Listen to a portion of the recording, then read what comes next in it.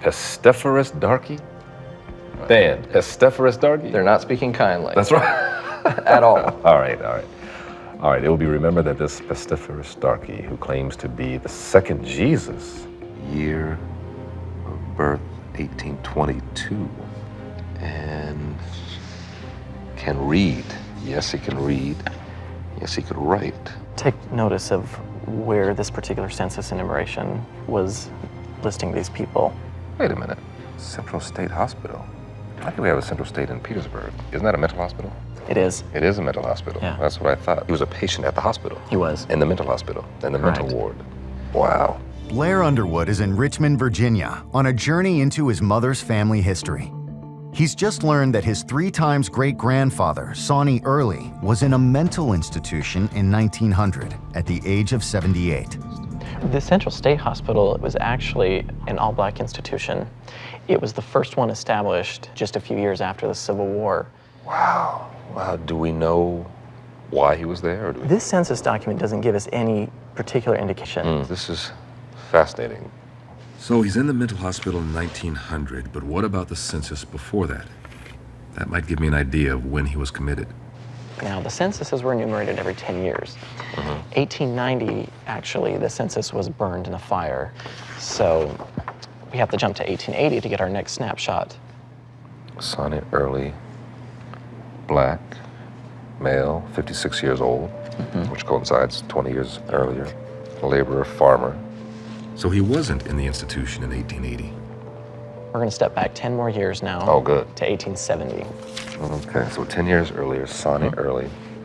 He's age 45, 43? 45. 45. He was a blacksmith, so he was a blacksmith then. Blacksmith at that time, it was a specialized trade. He's not just working as a farm laborer like we see him in 1880. The next logical step would be to search in the 1860 U.S. federal census for a person. However, the 1860 census, because it was enumerated during the time of slavery, only enumerated free blacks in the general population schedule. Okay. And I've actually already had a look at the 1860 census, have not been able to find Sawney Early, which seems to suggest that he was a slave at that time. Yeah, it wasn't free, yeah. Right. Okay. Prior to emancipation, slaves were not listed by name in any census, only by number on a slave schedule as property of their owner, creating what is often referred to as the wall in the African American community, a historical void of information about their ancestors purely by omission. The only identifying characteristics in the slave schedule for someone like Sawney Early would have been sex, age, color, mental capacity, and literacy. So it seems Sawney probably was a slave.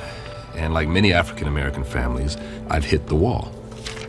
You know, it's fun, of course, you embark upon a path like this and you know the history of slavery and ownership and chattel slavery and all of that, but it always just chafes me.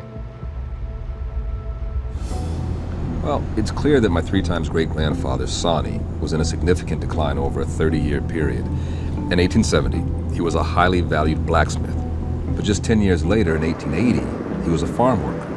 And then, by 1900, Sawney was institutionalized. So what happened between 1880 and 1900 that landed him in a mental hospital? I'm on my way to visit historian Dan Fountain at the Jones Memorial Library in Lynchburg. He's been searching local records for me, looking for more information about Sawney's life during the late 1800s. There's a lot of things that we can find out about Sawney that are here in newspapers, and it'll take a little bit of time, and we're going to find some. We found a good bit about your great-great-great-grandfather. Nice. Let's take a little look at the reel here. Slide this on. All right, so we're looking for January 12th. January 12th, what year are we talking about? 1876. 76. So it's 11 years after the Civil War. He's a free man. He is a free man at this point. And Sawney Early. Okay. I see something here. Sawney Early in limbo. It'll be remembered that this pestiferous darky. Dan, pestiferous darky? they're not speaking kindly. That's right. At all. All right, it will be remembered that this pestiferous darky who claims to be the second Jesus some time ago stole, skinned, and salted down a valuable cow belonging to Mr. R.M. Chambers, that gentleman, upon attempting to interview Sawney in relation to the matter. found that the latter had declared war, unfurled his red banner, and loaded his blunderbuss It's a form of weapon. for the protection of the beef, the cow. The interview culminated in Sawney's attempting to shoot Mr. Chambers and in having a load of shot lodged in his own face. Wow, Sawney! But to the disgust of the general public, he recovered and boldly proclaimed that he would in future steal as many cows as he chose, for experience had taught him that no man could kill him. He was committed to jail at liberty for safekeeping until the next term of the court, when he would be tried for stealing the cow and also for a murderous assault upon Mr. Chambers. Murderous assault. Yes, but there are other instances we need to take a peek at. Okay. This is the Lynchburg Daily Virginian. An eccentric character comes to grief, shot for cow stealing. On our streets is occasionally seen an eccentric character wearing badges and Kabbalistic signs on his hat and coat, and giving utterance to various incoherent prophecies and predictions. This is Sawney Early, a Negro religious enthusiast or lunatic who professes to believe himself the second Jesus. Wow. So this is being 1875, right? So he was already self-professed Messiah, and then he gets shot in the jaw. Well, he was quite the character, wasn't he? Sawney Early. He certainly was noticed by this community.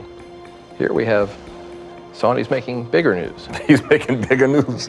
You're making me nervous here, Dan. Sorry.